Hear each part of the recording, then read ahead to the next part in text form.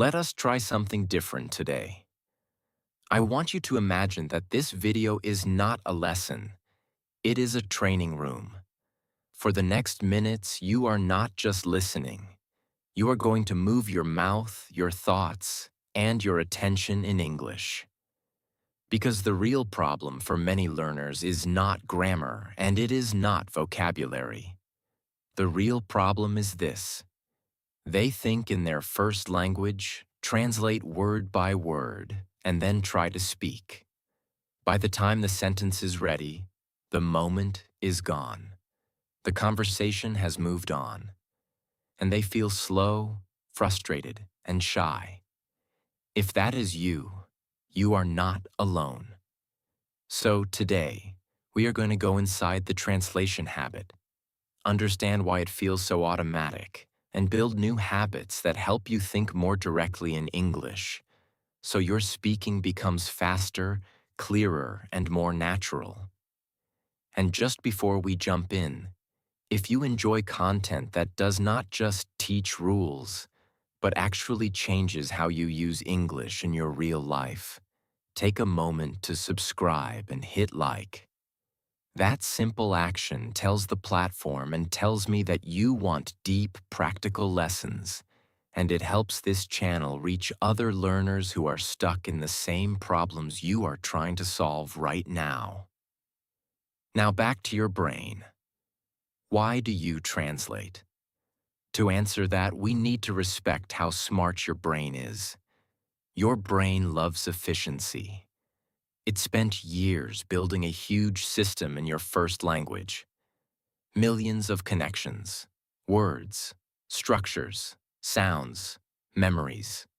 So when you learn English, your brain thinks, why build a new system from zero? I can just use the system I already have and connect English on top of it.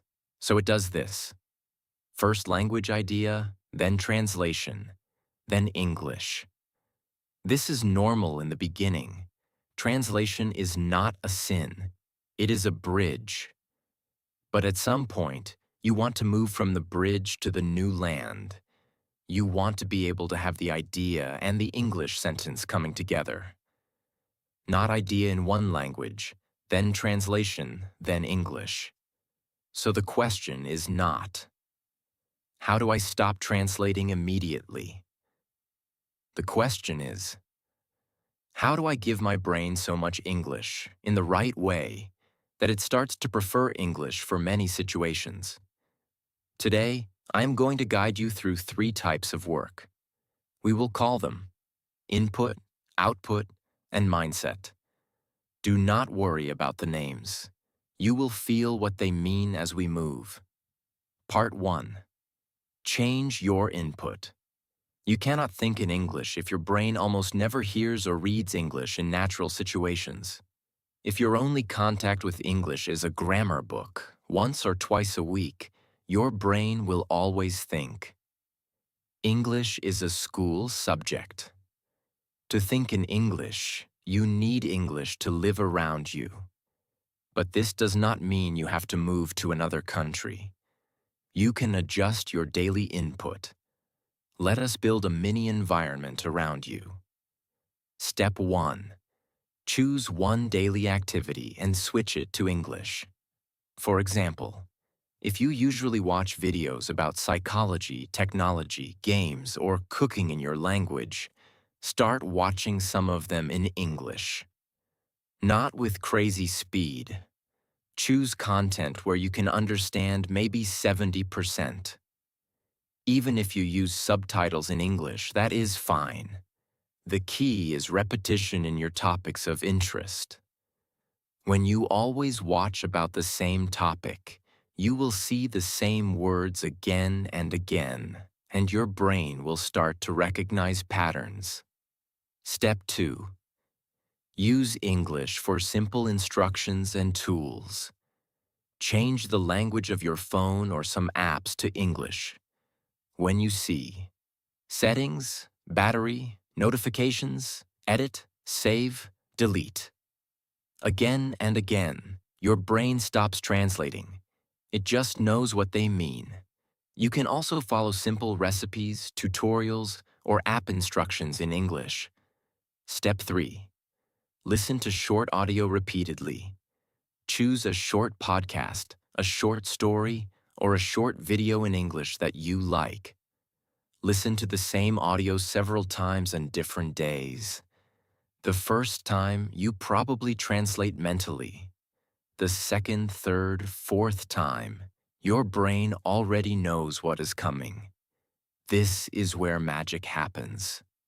Because now your brain does not need to translate to understand.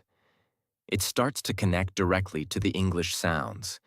You might notice moments where you think, "Oh, I understood this sentence and I did not think in my language first."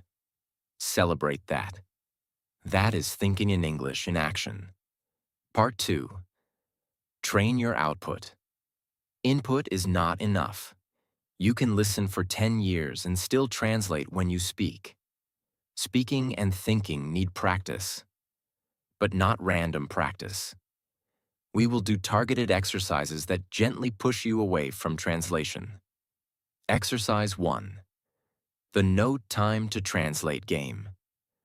We are going to use very simple English, but with speed. Imagine you are walking and there is a friend next to you.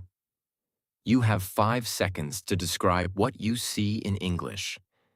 It might sound like this: 2 cars, a red house, a small dog, a woman with a blue jacket.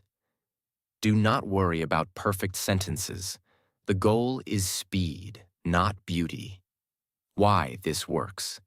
Because your brain does not have time to build a sentence in your language and translate. It is forced to grab whatever English is already there. Inside your house, you can do the same. Brown table, 2 chairs, messy sofa, dirty glass. You are not trying to be Shakespeare. You are training direct association between what you see and English words. Exercise 2. Story chains. Choose a simple situation. For example, yesterday after work. Now tell a mini story in English, but with a rule. You are allowed only simple structures, like I went, I did, I saw, I ate. So you say, yesterday after work, I went to the supermarket. I bought some bread. I saw my neighbor. We talked for 5 minutes. Then I went home. Here is the key. Do not try to translate a complex story you made in your first language. Create the story directly in simple English. You accept the fact that it will be basic. That is fine. As a child, you did not start with complex sentences in your first language. You started with simple ones. Let English grow the same way. Exercise 3. Shadowing with a twist. Traditional shadowing is when you listen to a native speaker and speak at the same time as them, like an echo.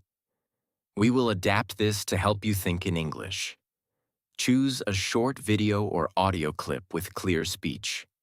First, listen normally. Then, listen again and shadow. You do not need to be perfect. Just try to follow the rhythm and pronunciation. Now the twist. After shadowing, pause the audio and try to say the same idea with your own words in English, without looking at any text. For example, if the audio said, I usually wake up around 7:30, have a quick breakfast, and then check my emails. You might say, I normally get up at about 7:30. I eat something fast, and then I look at my emails.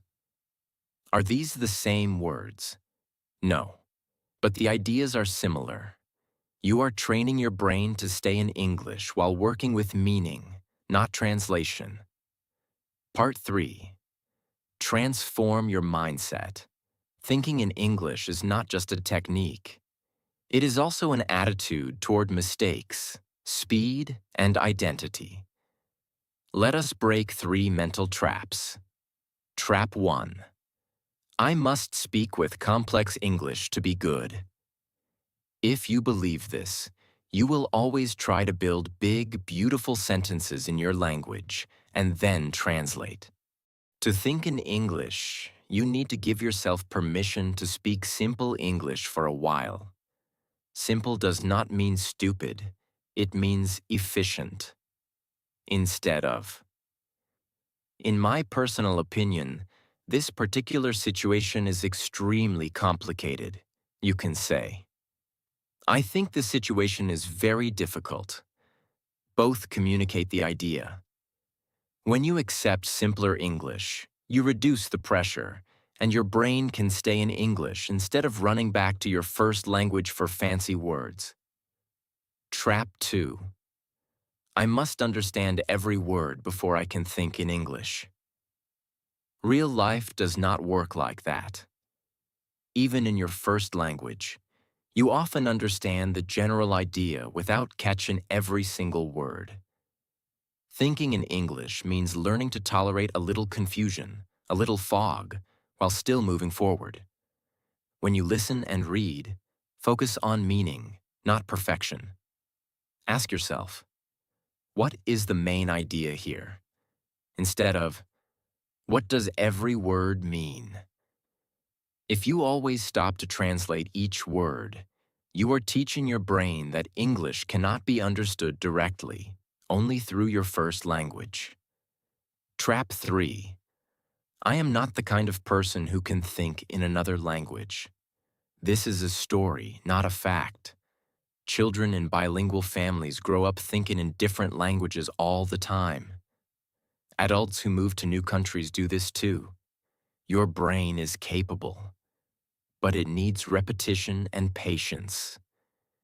Instead of saying, I cannot think in English, try. I am training my brain to think more and more in English. It sounds simple, but the way you talk about yourself changes how your brain approaches the task. If you call it impossible, your brain will give up early. If you call it training, your brain understands that effort and mistakes are part of the process. Now let us bring everything together into a daily routine you can actually use. Morning. Spend 5 minutes listening to a short audio in English. Ideally, the same audio for several days. Then say 2 or 3 sentences about your day in simple English. I am tired today. I have a lot of work. I want to drink coffee. Afternoon or evening. Do a quick, no time to translate round. Look around and describe objects or people for 1 minute in English. Later. Choose a small moment to switch one thing to English. A short video, a recipe, a game, an app. Night. Write 3 lines in English about your day or about something you are thinking. Do not translate a text from your language. Write directly in simple English. If you follow a routine like this most days, you are telling your brain, English is not only for tests.